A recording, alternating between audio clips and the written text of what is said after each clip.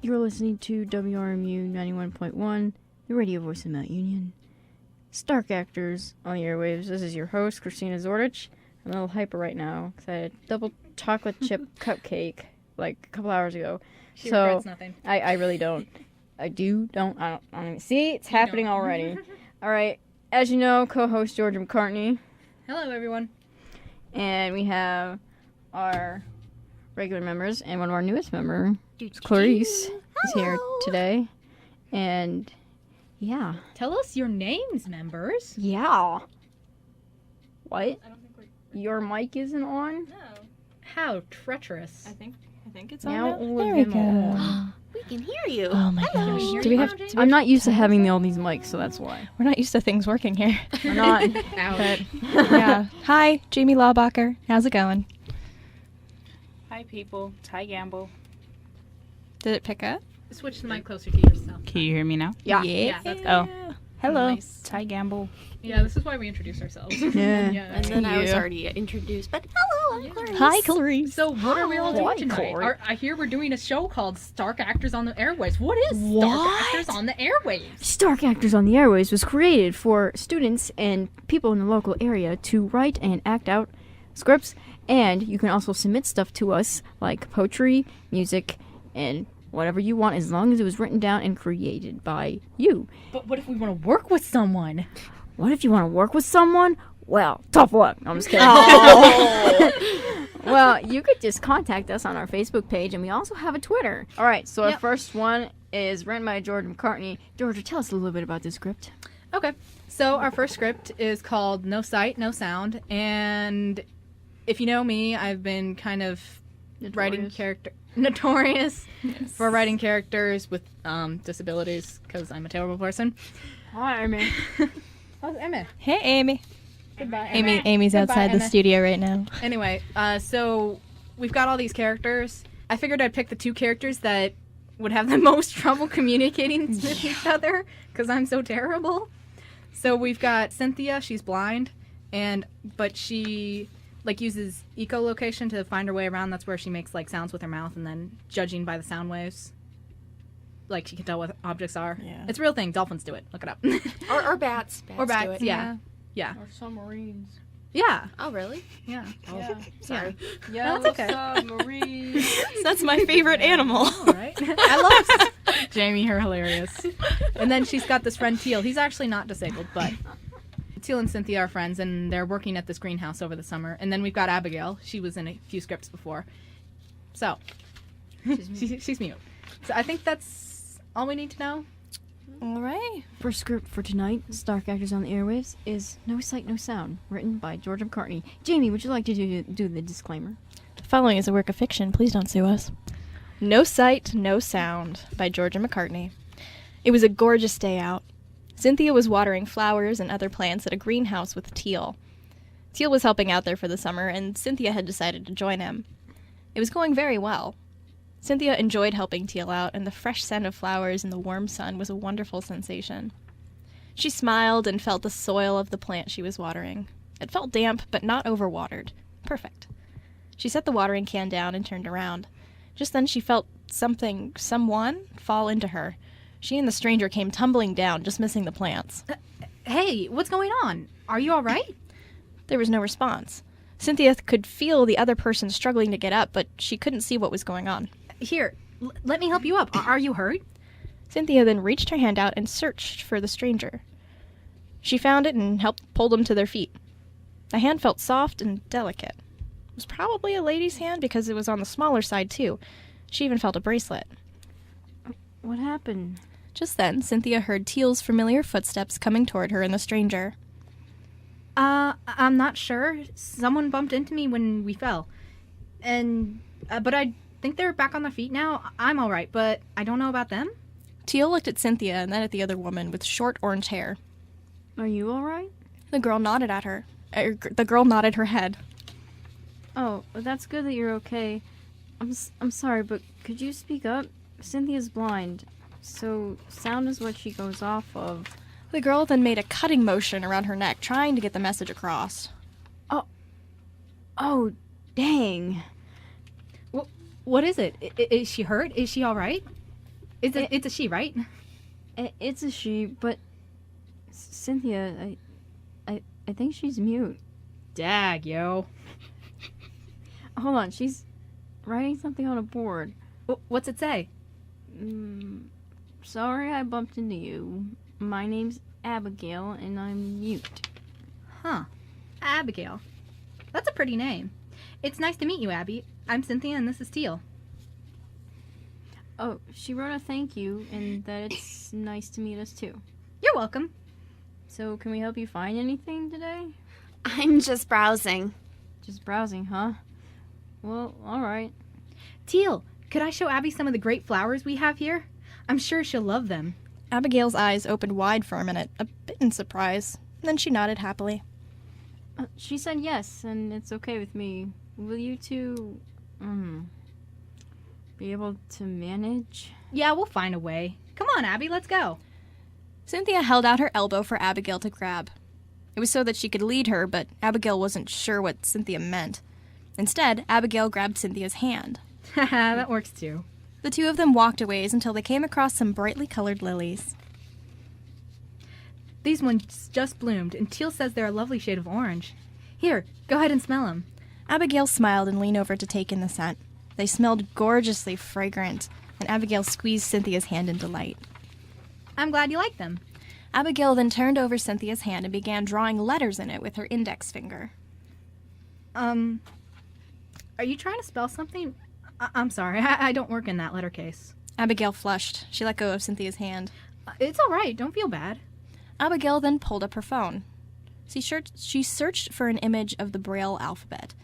Abigail raised Cynthia's hand up and tried again. What you up to now? Cynthia then felt the familiar symbols of Braille. They made sense in her mind. She raised her head up to where Abigail's was and smiled. Does this work? Yes, it does. Oh, this is awesome. Do you like those lilies? Yes, I do. Radical. Here, hey, let's go check out those tulips. I love playing with their petals. Abigail grasped Cynthia's hand again and followed her. They arrived at the tulips. They took turns smelling them and, of course, fiddling around with their petals. This is fun. It is. I'm glad you like the flowers. Hey, what other stuff do you like? You're pretty cool, Abby. Oh, you're cool too. I also like writing, music, and gardening. Dude, you rock. I love that stuff too. Hey, you want to go listen to some music on my MP3 player together? Sure. The two of them then sat down nearby underneath a tree and shared a set of earbuds. Abigail smiled. Cynthia had some good taste in music, too. Time passed, and Abigail said it was time to leave. It was nice meeting you, Cynthia, but I gotta go now. It's all right, but I agree. I don't want to keep you. But hey, before you go, write your email down on a piece of paper. I'll have Teal read it to me, and I'll write you later. I've got a screen reader installed on my computer, so we could communicate like that, too. Abigail smiled happily and did so. She handed it to Cynthia. Thanks. I'll catch you later. Bye, Abby. That was so cute, I was dying.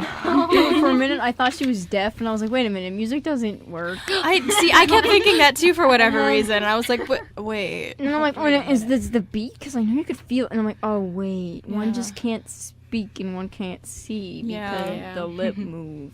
And I'm like, oh. I was gonna say that's Aiden. Yeah. Aiden's the deaf. Yeah, I think I'm used to Aiden's deafness. What was the part that... Georgia, you need to make... What? Georgia, you just need to have a handicap school and be the teacher. Aw. I'm a terrible person. Nah, it's pretty much what I got going already here with all these little munchkins. But what was that part, like, with, like, right after the Braille, your face was like... No, because it was cute, and I never thought of... She's like, I don't work in that letter case. I'm like, whoa, I wouldn't have thought of that either. And then the Braille, and I was like... How can they do Braille on a phone? She Well, you pulled up can images. see the... It's 3 dots, 6 dots, and There's probably like whichever dot is filled in whatever column. Well, yeah, It's no, the- I know what it is, but like, how does that like come up on a phone? She probably Just the image. Google images. Because she looked up the image Yeah. of, like, how it would be shaped, and then she did it onto her hand. She poked her hand. Okay, Yeah, I she didn't just poked her understand. hand. I was Yeah. like, is this a new touch screen that like comes up and into dots? on my hand. But no, poked her hands in the Okay, in the I places see. that would the Braille would be. Yeah. Yeah, because I thought of that. I'm like, of the letter thing. 'cause Yeah, I'm like if you that spelled works it wouldn't work. Yeah, because with Liam, and I'm like, Cynthia doesn't know the letter case because she was born blind. I'm like, dude, that won't work. I'm like, go gosh. I gotta think of a way around this. I dig it. That worked. That though. works. You solved the problem Oh, there. thanks. And I was writing this. I'm like, I hope I didn't forget anything. I think this works. Yeah. No. But yeah. It Thanks. worked. Yeah. Any comments, questions before we move on? Um, Yeah. What do you guys think? I liked it. I was Thanks. wondering if this is like a setup, like to Yeah, if further, it's like, gonna- like because like it seems like you're meeting these characters and you're gonna go rolling with them into different stories. So Yeah, I feel like that's generally what has ended up happening. I'd like to So, see them. interact more. I'm That'd be excited to see more of like the characters together and everything. Thank so you. Thanks. Can I just say that I like Carissa's voice as Abigail? Right? Yeah. She works perfectly as Yeah. Abigail. well, thanks. She does. I hope I'm not too bubbly. No, Nah, Abigail's like it's really bubbly. perfect. So like, if she had a voice, it would probably be yours. Yes. Well, thank you. You're welcome. Yeah, it works. You are the girl who cannot speak's voice. Wow. Mind blown. Yeah. Good luck finding another title like that. You're listening to Stark Actors on Airwaves, where your mind equals blown and your heart breaks. Exactly. I like that. Speaking of heartbreaking, Oh god. what do we have next, Georgia? No, we have me. Do you like that leaving little the thing I room. did there? That was cool. We have me leaving the room next. Is it that bad? It's that bad. Is oh god. Yeah. Okay, so this one. excited. Yeah. This is terrible. Okay, so this last script we just had, this was just kind of a standalone, just kind of these characters meet. That's nice. Right here, now we've got. Oh, so did you match her? Okay. No, it matters. This is just. We start them off with something lighthearted, then we go into. And then they this. break your heart. Then we break. Yeah. your They heart. make you like them, and then Yes. they kill them. Yes. We lure you in with cuteness, and then Yes. and then This we're like, is hey, bait and hey, switch. come here, too bad. Too bad. Yes. Okay, so we're continuing our infamous Quinn and Russell script tonight. Woot woot. You want to help me explain this, Christina? Dude, what, I don't even know. Okay, what happened in our last We script? we got this synopsis. Synopsis. Okay. Synopsis. Somebody read the synopsis. Ty, would you do the honor of reading the synopsis? Yeah, because she doesn't get that big of a role. She needs a role. Okay. Yeah. Give it your all. Like, you've been here for a lot of this, so. Yes. All right. Like, act like you're excited to tell a friend about this. You're telling Jamie. Hey Ty, what happened last week? All right. Well, Jamie.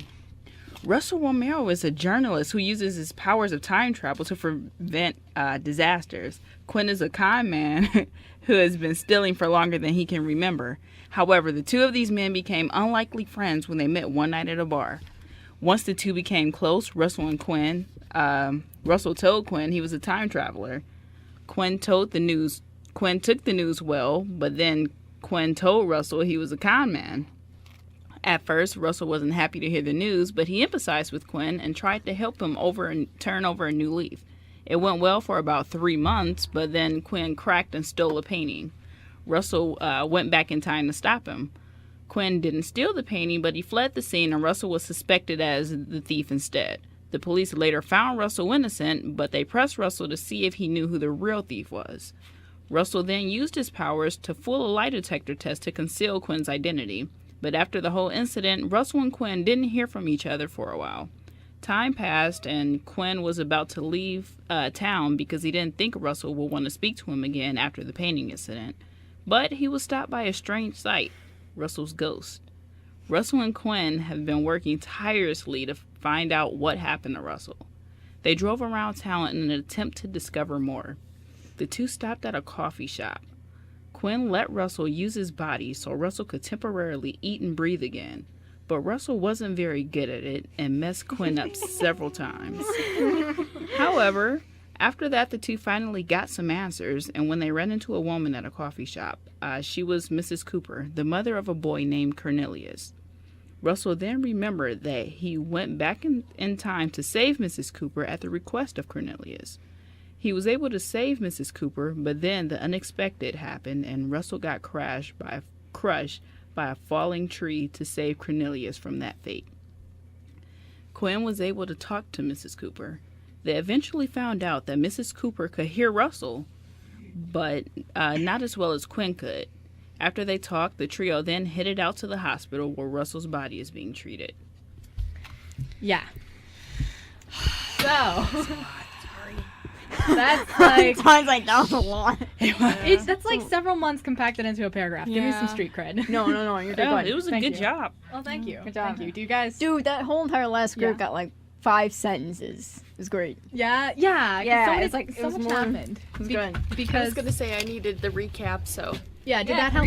yeah, no, it does. I was so sad. I was like, Jamie, did we break your heart already? Where are you going? I'm leaving. I'm leaving. Gosh, you're gonna do Forget that. this. Yeah, Oh, jeez. I know. Please promise me you'll all love us. Yeah, you guys have to raise your right hand. You know, and say you that will asking not- me to promise that does not give me a lot of hope. Just should we tell them? No. Okay. Tell us what? No, we'll tell them afterwards. Yeah, they're gonna. Yeah. Okay. They're gonna. Okay, Kind so of. we've got a clear way to the door after this. Right at the end of the tunnel. No, we're in trapped. your You got. Okay, you run first. I'll run after you. No, I can break that through that glass out there. I'll meet you at your house. Yeah. You got this. Okay. You got this. Lock the door. And, Yeah, that's Yeah. I'll get Yeah. the jug of water to douse the flaming Okay. torches. all right. Yeah. We All right. got this. You're not counting the pitchforks. Darn. We got can some pillows. Throw, like, Pillows. We'll just throw the pillows. no, hopefully. pillows won't work. Throw No? like dishes in there, they'll break on their heads or something. Oh gosh. Yeah. Can I ask where you're getting these dishes? WRMU does not promote violent practices. We're at our house. The opinions Oh, I thought you expressed meant in this here. show are not necessarily those of Mount Union or any of its affiliates. Please don't sue us. Please don't say what. Our radio people are just crazy. Don't sue us. All right. This script is titled Saving Russell by Georgia McCartney and Christina Zorich. You are listening to Stark Actors on the Airwaves, where we break hearts. Yes. Jamie, hit it away. Hit it away. Take it away. Take it. Hit it. Take it away. Hit it. Take Hit it it away. away. Hit it away. That's I'm gonna patent that. Do you Do it. Do your thing. Russell sat anxiously in his seat. This was such an abrupt turn of events, but they were in both his and Quinn's favor for once. He was surprised they lucked out so hard, and Mrs. Cooper had even acknowledged his existence. Russell had even got most of his memory back, too, so he should be happy, right? Why was there still this nagging sense of worry tugging at his core? The hollow man leaned back in his seat and rested his head on his hands, trying to calm himself. He tried to take a breath, or whatever it is he could do now that was close to one. Hey, Quinn. I'm sorry for messing you up earlier. Russell turned his head a bit. I guess I just really missed breathing. Quinn focused on the road, furrowing his brow in mild confusion. Honestly, he wasn't exactly sure what Russell was talking about. Was it the cigarette thing? That wasn't such a big deal, was it? Oh, don't worry about it. Really. I mean, it's not like I can yell at you for doing that. I could, but that would be rather stupid. If you wanted to breathe, then you did. You're allowed to miss it. Speaking of breathing, Quinn reached for his cigarette with one hand. I need one of these right now. Quinn didn't want to show Russell that his hands were nearly shaking. This was it. This was their chance. They were going to see Russell in the hospital. Now they could find out if they could save him or not. That was one scary thought. Thanks, Quinn. You're nervous too, aren't you? Quinn looked out his window, not wanting to look at Russell at the current moment. Yeah. Can you blame me, though? This is what we've been waiting for. And yet, I feel like I'm not ready yet. I don't blame you, Quinn. Not one bit. Even though we're in the final stretch, there's so much still up in the air. I'm honestly just as nervous as you are. Quinn nodded, carefully lighting his cigarette with the built-in lighter from the car. He always hated using those things, but he couldn't really get his lighter out right now, considering it was in his back pocket. I don't think you quite understand, Russ. When you're not around, I feel like I don't know where I'm going. What if Rosanna hates me and doesn't want me around? Or your kids, for that matter. What if I'm a bad influence to them? I'm not ready for that kind of emptiness yet. Russell paused and blinked for a moment, processing all of what Quinn was saying. Quinn, I remember when I talked to Rosanna after the whole lie detector thing. I'm sorry, but she kind of knows everything. She drug it out of me. She can tell when I'm lying. Russell looked away for a moment and then spoke again. But the good news is she doesn't hate you. She never said a bad thing about you, honestly. I mean, she doesn't agree with your hobby, but she doesn't hate you, and I don't hate you either. And what are you talking about? I don't have any... Oh, you mean in the future? Don't worry about that. I know you make a great dad, and which means you'll make a great uncle, too. Quinn nodded and pursed his lips when he heard about Rosanna knowing everything. It was rather embarrassing, but she would have to know sooner or later. Oh. Thanks. She really didn't say anything bad about me? Wow, she's a keeper. Are there any more like her around? Quinn turned over to look at Russell briefly as he spoke. Quinn teased Russell a bit, trying to take his mind off their serious situation. Then he thought for a moment. Russell mentioned being an uncle. It's funny, they both wanted the same for each other. He was afraid to tell Russell before, but now he figured he might as well say it. Uncle Quinn, huh? That has a good ring to it. Uncle Russ sounds better, though. Quinn remarked with a crooked smile. You're welcome. Yeah, she didn't say anything bad. She didn't call you any names or anything.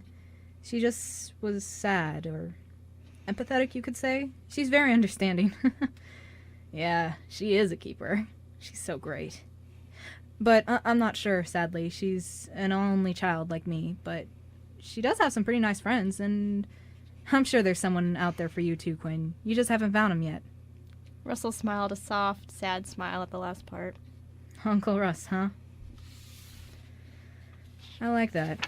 I really like the sound of that. Quinn furrowed his brows, wondering if he said too much. He elbowed Russell, or at least tried to. It didn't really do anything since he was transparent. Russell felt warmth as Quinn elbowed him, and he smiled. Aw, turn that frown upside down. I didn't mean to make you all sad. If we're all sappy now, how can we focus on what we're trying... I'm trying to get back to your body, huh? We have to be serious now. It's like a mission. Think of it like we're doing a con together. Except we aren't stealing anything. The only thing we could steal is your body, and we aren't doing that. We're just looking at it. Okay, serious mode. I like that idea. It being a mission, that is. I just hope we can, well, fix everything. I sure hope we don't have to steal it. Or me. Gosh, this is totally confusing. And this is coming from a guy who was a time traveler. Russell let his mind wander. He wasn't sure what state his body was in. He tried to remember, but that point in his mind was still blurry. A little while later, Mrs. Cooper pulled into the parking lot of the hospital and parked. She got out of her car and waited for Quinn at the entrance. She certainly wasn't prepared for all this either. All she was going to do was drop off some flowers for Mr. Ramiro, but now she was helping lead Quinn to see him too. Gosh, Quinn, the poor guy. His best friend was hurt and he had no idea about it even happening. She was happy someone could clue him in, but was Russell really there with them? It was so hard to believe something so far-fetched, but she did have proof. She was able to hear the man to an extent, and she felt that he was in the room too earlier. But was it really the ghost of the man who had saved her son, or was it just a coincidence, or maybe she was just going crazy? Whatever the case may be, though, she decided to go along with it. If Russell really was in that situation, she owed it to him to help. It was the least she could do. She was indebted to the man. Quinn and Russell stayed quiet the rest of the way to the hospital. All right. Quinn opened his door and threw the cigarette on the pavement. He spotted Mrs. Cooper outside the hospital entrance and turned to Russell with a crooked smile. Uh-oh, we kept the lady waiting. That dang red light slowed us down. You ready? Yeah, I'm as ready as I'll ever be. Let's do this. Russell then phased out of the car. Quinn stepped out of the car and locked the doors, placing the keys in his pocket. Hey, Quinn. Ever wonder why she can only hear me like a little bit and not see me? It's kind of strange, but oh well.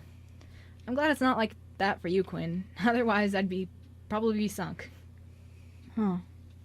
I'm not sure, but I'm glad I can see you too. for more reasons than the fact that I can help save you. He smiled a little, motioning to Russell that they should hurry up to Mrs. Cooper. Russell smiled too. He knew that they should hurry, so he lifted his feet and glided a few inches off the ground forward to keep up with Quinn. It was easier and faster than trying to run in this state. I hope you weren't waiting too long, Mrs. Cooper. Shall we head inside? Oh no, I just got here a few minutes ago. You're fine. Quinn, is this okay if I call you that? Is that your nickname? I just heard Russell say it, but yeah, let's go. Mrs. Cooper began walking forward again. She kept looking back at the two men. Although she only saw Quinn, she could somehow tell another person was there too. It was a really odd feeling. Quinn furrowed his brow and caught up to Mrs. Cooper. Wait, you heard him say my name? When? Quinn turned to the hospital secretary and gave her a smile, trying not to speak of this awkward topic in front of other people. The secretary smiled back. Do you know where you're going? Yes, we're here to see Mr. Romero in room 215. Oh, thank goodness. I'm glad. That poor man hasn't had many visitors. Quinn felt bad for Russell. Man, the poor guy was right about not having many friends. Then again, Quinn wasn't one to talk. Well, shucks. Do I count as my own visitor? So anyway, right down the hall, take the elevator and turn right, and it'll be right on your left. Thank you. Once they walked out of earshot, Mrs. Cooper spoke up again. I heard him, Russell, say your name earlier at the coffee shop, right after you came back from getting some air. I heard a lot of mumbles, but one word kept repeating, and it sounded like a name. And before I knew it, I asked if your name was Quinn, because honestly, it sounded like someone was calling you that. Funny how that's all I'm going off of. But not really, since you did tell me that Quinn is, in fact, your name. Yeah, I remember you asking me about my name. Sorry, I just got really happy when you said you heard Russell speak. I almost forgot when you did. I'm new to this whole someone else can hear him thing. You are? Wow, that must be hard. So is it just, us? No one at the coffee shop seemed to notice him. And the secretary didn't say anything either. How long has this been going on? As in how long have you been able to, see? Aw, for crying out loud, woman, I'm right flippin' here. This isn't like some episode of a paranormal TV show. I'm just as real as you two, okay? I know you guys don't have much proof, but just go with it, okay? Quinn turned to Russell and mouthed, "No," trying to tell him it was pointless to try. Mrs. Cooper turned her head a few different directions and looked around. No, I don't think anyone else saw or heard him. It's just us. But we're connected to him, so I guess that makes sense. Ah, I see. By the way, where is he right now? Is he somewhere around here? Mrs. Cooper pointed to the left side of Quinn when Russell floated on his right. Quinn's eyes widened as he stopped walking for a minute. Yeah, he's on this side, though. Quinn pointed with his thumb to his right. Can you see him? Or was it just where you heard him? Quinn pushed the button for the elevator and looked at Mrs. Cooper. Kinda. That's where I heard his voice come from. I still can't see him properly. Sorry to get your hopes up, Quinn. Quinn nodded and frowned. But in a selfish way, he was glad he was still the only one who could see the man. Mrs. Cooper looked down as she got on the elevator with the others. She then looked up at Quinn. Say, Quinn, does Russell like these flowers? Quinn eyed the flowers. He turned to Russell. I don't know. You'd have to ask him. Quinn turned over to Russell and pointed at the flowers, raising an eyebrow. Russell smiled and looked at Mrs. Cooper as he spoke, even though she wasn't looking back at him. Well, at least not in his eyes. Mrs. Cooper's eyes kind of rested somewhere on Russell's tie. Oh yeah, I do like them. Thanks, Mrs. Cooper. I especially like those pink ones. They remind me of Rosanna, my girlfriend. Russell and Quinn smiled at each other. Sorry to make you play, monkey in the middle, buddy. He likes the pink ones. They remind him of his girlfriend. She has the most beautiful hair. Good choice in flowers. Oh, how sweet and romantic. Quinn smiled when Mrs. Cooper commented about it being romantic. He really was, and he was glad someone else could appreciate such a thing. The elevator door dinged, and Quinn felt his heart race. He rested his hands in his pockets. After you. Right. The trio walked in silence. Quinn watched the room numbers as they approached. 209, 210, 211, 212, 213, 214, 215. Quinn sighed heavily, wishing he could smoke right now. Here, Quinn, sorry. I have to run to the restroom really quick. Could you put these in Russell's bedside for me? Thanks. Quinn took the flowers with a confused look as Mrs. Cooper walked off. Quinn then turned to the door and placed his hand on the doorknob. Just then, something inside Russell snapped. He quickly placed his hand where Quinn's was, taking possession of it. He froze Quinn's hand in place, not allowing him to turn the doorknob. Quinn felt his hand grow cold and a little numb. I'm sorry, Quinn. I just can't let you go in there. What? Why? Quinn, now that I remember what happened to me, there's no way what's behind that door is a pretty sight. And someone seeing their best friend all tattered and beat up. No one should have to go through that, Quinn. Especially not you. So here, I can just take the flowers and try to take it from here. Quinn frowned, not knowing what to say. Russell, I hate to say this, but this is the only way. If you use my body to bring the flowers, I can still see you in the hospital bed. And if you carry them yourself, someone might see it, and it would look rather odd. You'd be found out. I can't let that happen, Russ. I've seen blood and murder before. I don't think this is any worse. Russell paused for a moment. He looked at Quinn's hand, then back at Quinn. Hesitating, he slowly released Quinn's hand. I guess you're right. I'm still sorry, though, but thanks for being willing to help. No problem, buddy. Quinn hesitated at the door, his hand not moving for what seemed like forever. But he couldn't waste any more time. He slowly turned the knob and stepped into the room, looking down to the first floor, slowly making his way up to see the bed. Well. See? You don't look too bad. You actually look pretty good for being crushed by a tree. Are you kidding me, Quinn? I look like I've been hit with an ugly stick. I mean, just look at all those cuts and bruises. Wait, I mean, don't look at them. Sheesh, that tree really did a number on me, huh? Quinn nodded, still looking at Russell's body. Yeah, but at least you're alive. Quinn moved over to the window and rested the flowers on the windowsill. He placed his hands in his pockets, looking back to Russell. So what should we try first? Russell paused for a moment. After rubbing his chin, he shouted and pointed. Hey, look! A distraction! Quinn looked when Russell pointed. Russell then quickly backed up and got a running start. After a few steps, he jumped into the air. He let out a yell as he did so. Russell wanted to get back so badly, so why not literally dive right back in? Russell's ghost then fell into his body. Quinn should have known it was some trick. He turned around and didn't see Russell anywhere.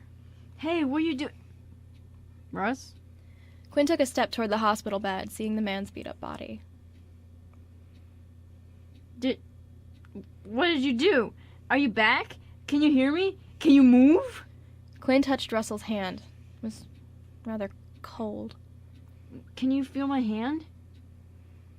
After a few moments of silence, a voice rang out. It sounded like it was coming from underneath the hospital bed. It didn't work, Quinn. I'm still not back. There, underneath the bed, was Ghost Russell, still separated from his body. He was lying flat on his face. After another pause, he rolled over and began to crawl out. Quinn ducked down and looked under the bed to see Russell. Oh, man. Well, what else can we do? Maybe if you gently try to get back to your body, you know, instead of jumping into it. Quinn smiled, trying to cheer Russell up. All right, let's try that. Russell then got up from under the bed. He sat down on top of the mattress this time. He eyed his motionless body for a few seconds and then turned away. He furrowed his brow and closed his eyes. Here goes nothing. Russell then positioned himself so he was sitting right where his body was. He leaned back and lied down so the two parts of him were lined up. They both lied there still for a moment, until Ghost Russell sat back up, his body not following. He looked at Quinn with worried eyes. Why isn't this working, Quinn? This should work! Quinn rubbed the stubble on his chin as he thought. He bit his lip and then spoke. I don't know, Russ. I thought it would work too. You mean you didn't feel anything when I touched your hand? Nothing at all? No, I'm sorry. All I felt was the flipping ground when I smacked into it. This sucks. I'm sorry. After all this time, we've come so far. Quinn frowned and looked down at the ground. He shrugged and looked at Russell's still body. Russell's ghost swung his legs over the side of the bed and looked up at Quinn. Well, buddy, I don't know what else to do. Is this it? Is this the end? Oh, heck no! Just because we're out of ideas doesn't mean we'll let it end like this. We'll think of something, okay? I mean, neither of us had a clue where to go when I first showed up in front of you a couple days ago. And look, we made it this far. We're not calling it quits yet. Russell looked over at his body and then back at Quinn. Can we go outside for a minute, though, to think? I'm creeping myself out. Quinn nodded, wondering if Russell was okay. But then he remembered that Russell didn't have any lungs, so it was impossible for him to be out of breath. But being away from his still body was probably a good idea. Yeah, and I need a cigarette. The two then walked out of the room. Russell paused at the doorway and then continued to follow Quinn. Once they were back outside, Quinn sat on the bench that was a few feet away from the hospital building and lit a cigarette. Russell took a seat next to Quinn. Russell then held up a small, sticky note. I found this on the door to my room. It's from Mrs. Cooper. She says she's sorry, and that she went to go pick up Cornelius from school, but it also says that she wanted to come in, but she didn't have the courage to. But she left her number on it for us to call if we need anything. Not sure what good it will do us, but it's something. Quinn looked over at Russell and took the note from behind him so no one else would see it floating in the air. He sighed after he read it and began entering her number into his phone. Quinn blew out a puff of smoke. He turned to Russell. His smile was soft, crooked, and not very genuine. Maybe I can give her a call sometime. Invite her for some cake. He took a breath of smoke in and breathed it out again, shaking his head. Sorry, that was terrible. It's all right, Quinn. Russell looked up and into the distance. He knew Quinn was only trying to lighten the mood. I understood what you meant. Look, I know Mrs. Cooper didn't run away, but thanks, Quinn, for sticking with me. All the same, I'm sorry. No need to apologize. It's my own fault for not being able to help. Oh, who am I kidding? It's no one's fault. I'm not going to put that pity party on you. That's stupid. Let's be men about this and admit it that it's no one's fault. As Russell heard those words, it felt like a weight was lifted off of his shoulders. All this time he was blaming himself, and he knew Quinn was blaming himself too. But he just realized that it didn't have to be a blame game anymore. Russell began to moan as if he were crying again. It really isn't anyone's fault. Thanks for helping me realize that, Quinn. When I got the last of my memories back, all this time, all I could tell myself was that this was some sort of awful nightmare that I had put you guys in, all because I couldn't save Cornelius properly. I just want it to be over with. Quinn furrowed his brow and took the cigarette out of his mouth. Don't be giving up on me now. Now, I know we've exhausted most of our options, but even though the ship has sunk, a noble captain goes down with his ship. Russell started laughing. A small, sad smile grew on his face.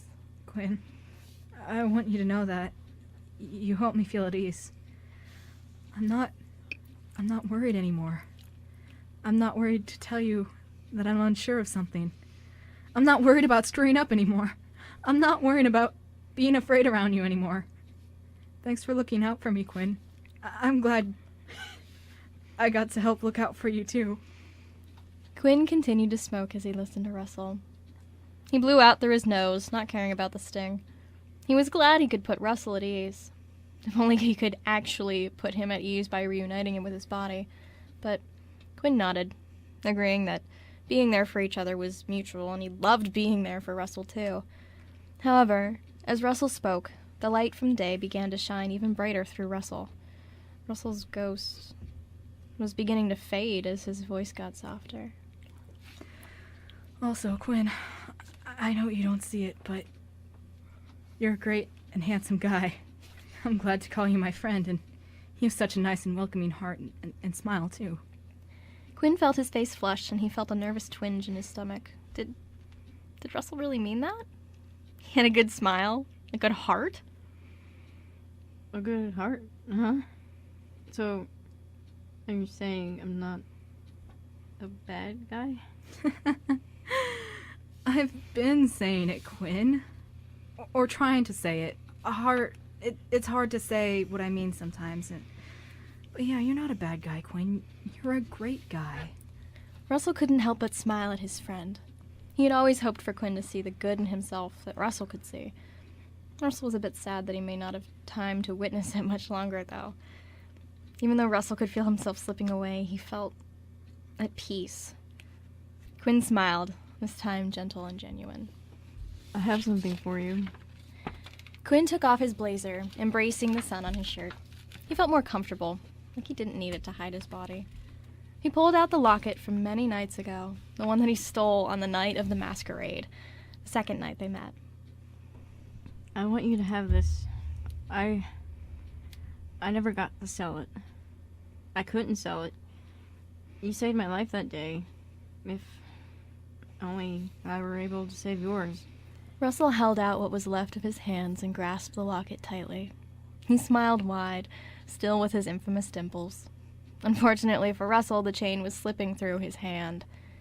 He was losing his ghost powers now, too. But Russell used what little strength that remained and was able to hold on to the small pendant. His hollow figure was now looking even more transparent. Thanks, buddy. And it's all right. I had fun. It was a great time. We had a good run. And you may not be able to save my life, but you did add to it, and you helped make it better. Quinn, thank you. Quinn felt his eyes tear up. His hands began to shake when he noticed how quickly Russell was fading. He thought it was just the angle of the sun, but now this was it. Maybe Russell lost all hope and decided it was time to leave. I love you, man. Don't be too far away, okay? I need you. Rosanna needs you. I want to be able to walk through that bar the day we first met and almost feel your presence there. And if there's such a thing as reincarnation, we'll meet again. Maybe as cats. Who knows? Cats? I love you too, Quinn. And it'll be alright. I don't know how, but I just feel like it will be.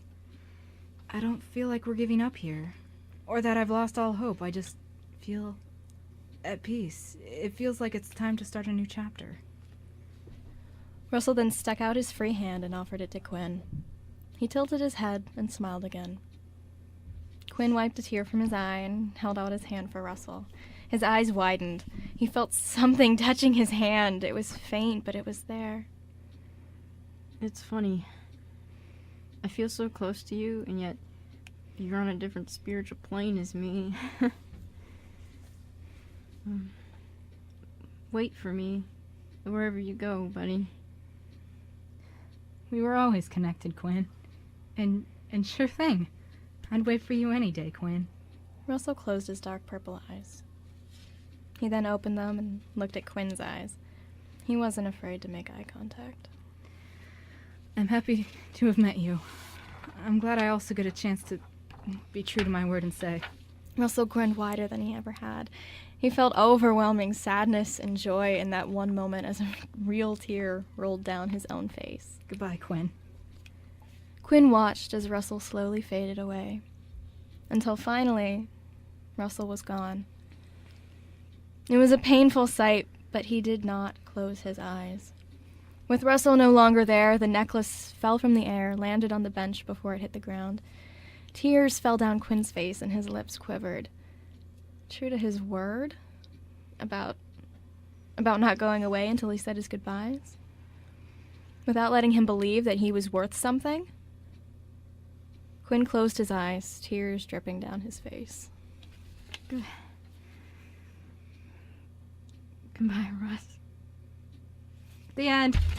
Wow. Goodbye. Okay, dash for the door. Really? Bye. Really? Breaking our hearts for a living, aren't we? Ty's just like, I'm not even saying Ty it. is I like felt like losing it you know over that there. phrase, a dagger. Like, I literally Our felt eyes that were- dagger. yeah, like, your eyes. If they didn't tell us they were gonna bring another part to this back next week, I would be really upset Yeah. right well, now. that's the disclaimer we were gonna say. yeah. There That is was a another- disclaimer. This is the disclaimer. There's another show next week, and this is not the final chapter. If you just breathe a sigh of relief, It thank better you. be a Yeah. happy ending. He better come back, darn it. I swear, if it's like an entire script of Quinn crying or something, I'm gonna hit you. Hey, Christina, I know what we're gonna do for our next script. Remember how you said you didn't have any Beautiful ideas? manly tears. That's our next script. Man. That's our next script. Dude, I cried. I didn't cry as bad, dude. Wait, who wasn't here the day that the other ending that was similar to this, where they found his body and it was happy ending? I wasn't. I think that was Jamie because Uh, like that was the first time I came Oh yeah, back. Ty wasn't here too. Ty only got the sad ending, bro. Oh, We're sorry. That sucks. In the other version, he waited for him, and the whole Mrs. Cooper thing didn't happen. He waited for him in the hospital. Yeah, the whole thing didn't happen. This Yeah, is the ghost thing. Yeah. Because I'm like, the way it ended last time, I'm like, hey, you know what? What if Russell was there? Yeah. Yeah. So then we wrote this, and then we're like, hey, we're changing that. This is better though. We had so Thanks. many feels. Yeah. Oh my this, gosh. This was really fun to elaborate. hates us. Yeah. Oh you gosh. just I don't even have my I think- glasses on, dude, and I can dude, see that hate. Dude, Look at that. I we, can't we even- broke her heart. Good we job. did. I think. Can you hear that? That's like a You little guys tiny aren't piece- good friends. That little tiny piece of china glass. I'm gonna get new friends to break my heart. You know you love it. It's a painful. What does Elizabeth say? I wish you were here listening to this. hurt comfort. No, she says that the best kind of pain is the best kind of. Isn't it sadness is happiness for, or what is it? Sadness Yes, is happiness sadness for is deep. happiness for deep people. Yeah. Oh. Sorrow is That's joy or Elizabeth something. said. I was gonna say I don't want to be a deep person. for music you need a little bit of tension and dissonance, and then the resolve is that much better. But I Yeah. still don't like it. I don't know if I trust there to be a resolve. Yeah, Oh my like- gosh, I was like last night because you know, Jamie's can we- like, screw this. can we tell them what our like how we were feeling? You know, where Quinn and Russell they're like, what do we do next? That was us. We as had no idea what authors. we were doing. That was us as authors because Quinn we're was sitting like, there. I ran out of ideas, and Christina's like, I have no ideas. And I'm sitting there, and I'm like, dude, no, we got to think this out. And I'm like, you're like, what if this happens? I'm like, no, that won't work. And I'm like, I gotta finish this paper. We're like, okay, it's gotta end somewhere. Therefore, cliffhanger. We're really sorry. Blame Rudy for that. we're not terrible people. Or Ty knows what I'm talking about. Heck yeah. but He's guilty, darn it. yeah. It's not that we. It's not that we're like, oh my gosh, we had to have Russell disappear now. But it's like, It was it's like, I gotta get stuff done. Let's finish. it's like, we that. kind of had this planned out Where am I because going? Russell disappearing in our heads. We're like, okay, how does it come to this? Yeah. And then you're like, dude, Dude. let's just have them walk outside and have it now. I'm When the like, locket okay. falls, I'm like, I'm done. Yeah, the locket fell. You didn't even know about that. The locket fell, and then you're like, dude, Georgia, what are you doing? Yeah, I know. Oh, dude. Yeah. I was crying during that part when he said bye. Yeah. Cause I thought of you, bro. I never could see Aw. you again. Well, I'm right here. I know. Yeah. You could be a ghost. Oh, am I? Nah, I can touch you. No. Yeah. You know it's bad when your own script makes you cry. Yeah, like you guys have some sort of sick complex or something. You know how sick this is? I couldn't sleep until I figured out the ending. Then I slept and I woke up and I told Christina and she's like, I love this. Really? Yeah. Dude. Because I'm like, this is so sad. This can't be the ending. And I had to think of it. I want the ending to like have them like be reunited somehow, and like I was thinking of like what song could commend commemorate that. And like, have you any of you guys saw Anastasia? Yeah. The ending song, "Life is a road that I want to keep going." They think we're gonna have a happy ending. They think they're getting a happy ending. Am I naive? You naive children. So Christina will appreciate this. I don't know if this is something that's being explained yet, but Go ahead. Russell's talking to Quinn about Rosanna, and he goes, "But she does have some pretty nice friends." We had a role-playing date, if that makes more sense, to figure out some character stuff. You gotta explain the new. Yes. Explain. Christina Yeah. was Quinn, and you were. and I was a character who has not been introduced yet and is still sort of in development, named Gwen. Dun dun dun. Creative things are happening. Some Yeah. crazy creative things are happening, and there was coffee and Awkwardness. It was so awkward because I don't know this character that well yet. No, it was good. I'm glad. Usually 'cause- Quinn's like really suave, and then he's like, "Durr." well, like I was okay. So I'm planning this character because Christina's like, "Hey, we want to have this character." But yeah, so there's this character, and I'm like, "Oh, okay, I need to develop this character," and I'm coming up with this person who's kind of like really like. I kind of imagine her as being a little bit uptight and very like No, it's fine. He likes that. yeah, As long as like he likes that. she's like really like detail oriented. No, She's like no, that he's- person who's like nothing's gonna get done if I don't do it didn't even have myself. to tell you what he likes, and you did it. Well, I've been hearing this character for the past like semester, so it helped. But no, so we went and we got coffee, and I had to basically be this character, and it was crazy. We both felt so awkward. Oh my gosh! And then it got better. Well, part of it was just like there was all these silences because I'm sitting here going, "What would she say?" Because I didn't want to respond as Jamie because I don't want her to be Jamie. I wanted her to be Gwen. No. Gwen. But Is it yeah, Gwen or Gwen? Gwen. Both. Gwen. Either. Yeah. We just, I think that name got approved. Gwendolyn and Tyler. Yeah. Yeah. Oh, that's pretty. Yeah. Gwen and Tyler. Yeah, I'm currently trying to put together a character profile so I can give it to you guys. Yeah. Did you say Taylor or Tyler? Tyler. Tyler. Okay, because Rosanna's last name is Taylor. Oh, I didn't realize that. Yeah. That's didn't fun. realize No, that. it's That's okay. weird. That'd Yeah, I be didn't kinda even think of funny that. If they got to be like Yeah. best friends, they're like, we have similar last names. Yeah. But no, that was basically what I was given is this is a person for Quinn and is friends with Rosanna. Yeah. And Russell, but mainly Rosanna is how that's how they know each other. So yeah. We're gonna be writing that over the summer, guys. Yeah, so hopefully by the time you're hearing this character, they will have a lot more character, if that makes sense. You know, Detail story. yeah, background, motivating things. I'm trying to fill out this character profile to make me like force me to think through it. And it's like, oh, hair color, well that's easy. Oh, eye color, well that's easy. Okay, I got a height and I got an age, and then it's like, what motivates this character? I'm like, Her hair Well. color. her hair color is a motivating Change it character. every day. No, I'm just kidding. Every single day. Every day. Can't keep the I same. don't know. hair You color. guys are like so good with your character thinking now. I'm like, I just wanted a derp. Yeah. I just wanted Russell to be I'm like, a- I want this guy who creepy probably and needs a therapist. No, I'm just kidding. Does he? I think, honestly, half the stuff you've put your characters through, I think Yeah. they all need a therapist right now. My Yeah. therapist the most Yeah. right now. Yeah. Cornelius. Yo, Oh, poor no, Cornelius. Oh. So what happened to you? I know.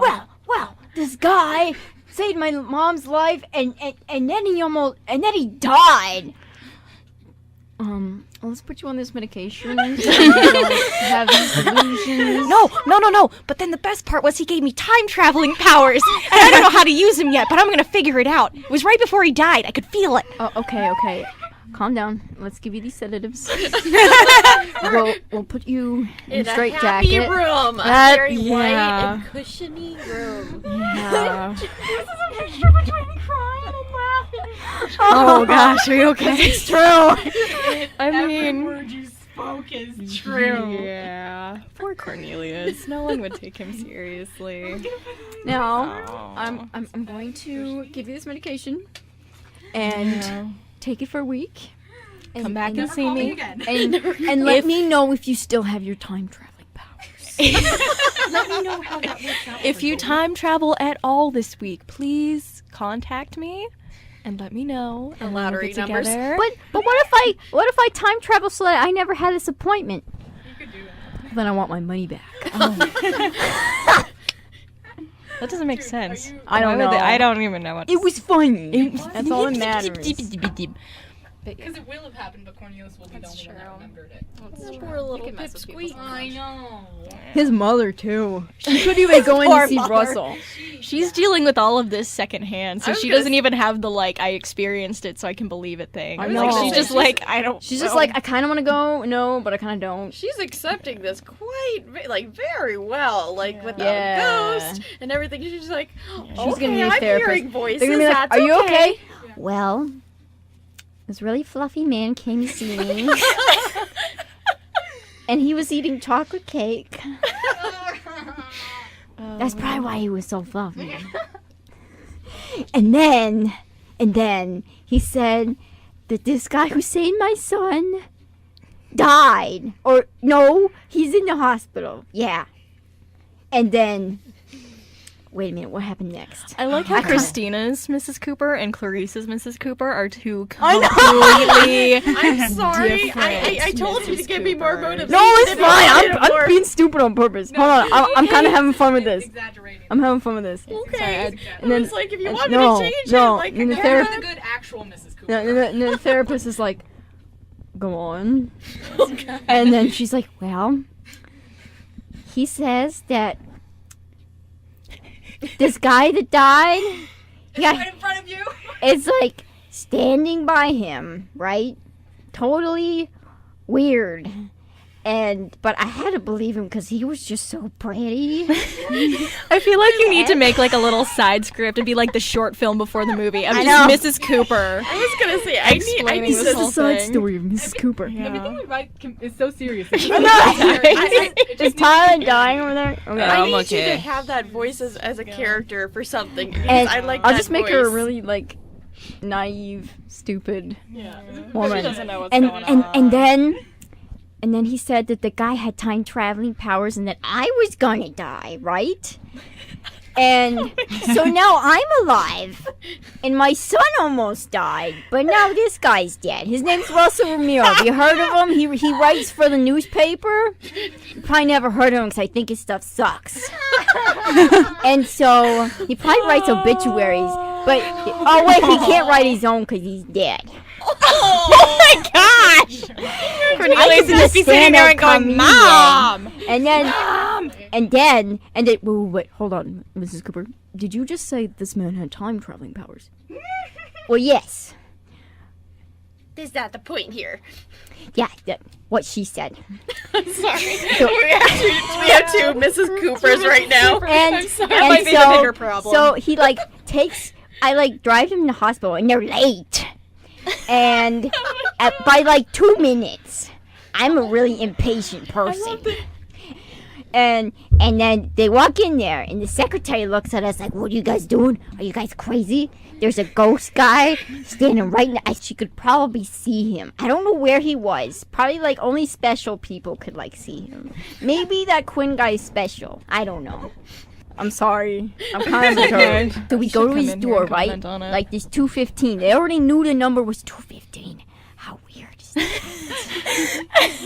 How weird is that? I think I'm gonna bet that next on the lottery. 215. 215 guys is gonna win. I swear. Anyway, so we go to his door, and so I'm like, I gotta go potty. But I didn't really gotta go. Actually, I kind of did. But so I went potty. The bathrooms were really nice, and they had this wonderful soap that made my hands smell like apples. Do you like apples? I like apples. Anyway, so I get out of the bathroom, smelling pretty like apples, and then I'm like, oh wait a minute. I forgot about Cornelius. I should. Oh no! I look at my phone and he's like, "Hey mom, you gotta pick me up from school. Where are you?"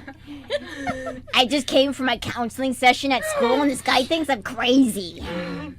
And then so I'm like, "Oh no, I forgot about my son. The reason why I'm here in this mess in the first place." And then so I had a sticky note in my purse because I'm really organized like that. I like to label things. See, my purse has a label that says purse. And my shoes have one that says shoes. And when I wear boots, I have one that says boots. And when I wear shorts, it's shorts, and etc., etc. I could go through my whole wardrobe and we'd be here for hours. Anyway, so I got a sticky note and I put it on the door for convenience sake for the writers. And Okay, guys, we gotta interrupt here because we're sitting there. We're sitting there, and I'm like, we gotta write out Mrs. Cooper because I'm like, we gotta have our bromance prevail. So I'm like, dude, she leaves a sticky note, and Christina's like, that works. But it's funny because I'm organized. She's organized. But Christina, sidetracked for a minute. It was funny because at the end of the script, you're like, what is this? Why do I have so many feels? And you're like, and then I'm like, Christina, because this is the power of bromance. Oh no! Yes, but anyway. Russell interrupted me. Did you hear that? Did you hear that really annoying voice? He's so annoying. Mrs. Cooper, you were kind of annoying. No, I'm not. I'm organized. Anyway, so I put the sticky note on the door saying I gotta go pick up my son. The narrator that narrates my life is crying, guys. Is this okay? No. Because it's Life of Mrs. Cooper. And like, we just have to turn my mic on. What? I said you might have to turn my mic on. Oh, I'm sorry. Anyway, so I go outside, get in my car. Anyway, so I get in my car and I try to turn on the radio to not think about it, but then this stupid show, Stark Actors on the Airwaves, came on. Oh, I hate and those guys. They start narrating my life. That was wonderful. How do people narrate my life? But Mrs. Cooper, perfect. the script is a work of fiction, and any resemblance to people living or dead is purely coincidence. That statement is a lie. That was wonderful. That was a wonderful ending. End. Oh, God. Oh my gosh. I'm done. I'm going home, guys. I'm going home. I'm not crazy. I'm organized. Yes. Oh my Okay, gosh. so before we sign off, any last closing comments? Or, I like doing that voice. Yeah. Oh my gosh, you need to just write a side script as Mrs. Cooper. Oh my god. I mean, that was essentially the entire script. It kind of was. Just forget about the whole So I theme. wait in the bathroom. Forget Russel and Quinn. This is who we need to be following. Life of Mrs. Cooper. This is how I glue your hearts back together after we Yeah. break. Nobody's gonna look at Miss. I drew a picture of her right now, but nobody's gonna be able to look at her No. seriously. Thanks a lot. Oh my guys. goodness. I'm gonna have I to just act. thought of a person who I was imitating. She's an actress. That's funny. I was gonna say, now you're gonna have to play Mrs. Cooper. I'm out of a job now. There's a lot. I still got Abigail. Sorry. Well, Mrs. Cooper doesn't come up in the next script anyway, does she? I don't know. I don't think. Anyway, So okay. to clarify, we do have a show next week. We do. Same time. I already told Steven that we were thinking about it, and then now that we couldn't finish it, I'm like, yeah, we gotta do it. Yeah. So just- tune in just so next you know. week. It'll be the last episode This wasn't of the end. The last episode of Epicness, we plan to continue the cuteness of it next year. Yeah, we'll be back next semester, but With this will be Amy. it for the summer. Yeah. But Yeah, Quinn and Gwen. That's cute. people That's gonna can be next still year. submit to the page over the summer, correct? Yeah. You want to write with us over the summer, please? Yeah. do. I'm Yeah, and then we'll, Write it'll be with us nice because then we'll have a anytime, store and, of stuff to do. I was gonna say that like Next summer's fall. the best time. Yeah. Like that. Yeah. That's what I'm planning on. Like actually Yeah, like same here. writing stuff because I have time. Yeah, and for next week too, if you guys want to be part of our last show. I mean, just because this Yeah. is gonna be the last show with Quinn and Russell doesn't mean we can have more scripts because that stuff's depressing. We need more we need something comedy happy. stuff too. So But yeah, I think Also, if Eric's still listening, Eric, are you still listening? Hi, bro. Anyway, I want to say thank you for listening in and also wanting to write for us. Jamie told me about that. yeah. He's we like, might oh, sort of. we might actually have a real Guy. male I know, voice. right? Yeah, we don't have any guys. We have like. He's like maybe.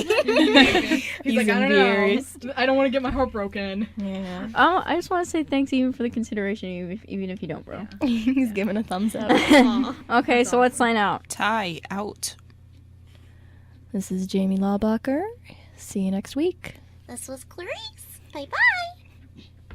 This is Georgia McCartney, the Breaker of Hearts. And this is not Mrs. Cooper. Anyway, this is Christina Zordich, your host of Stark Actors on the Airwaves, signing out. I'm really sorry. I've been ending the shows with a really annoying voice nowadays. And I'm not crazy. I'm organized.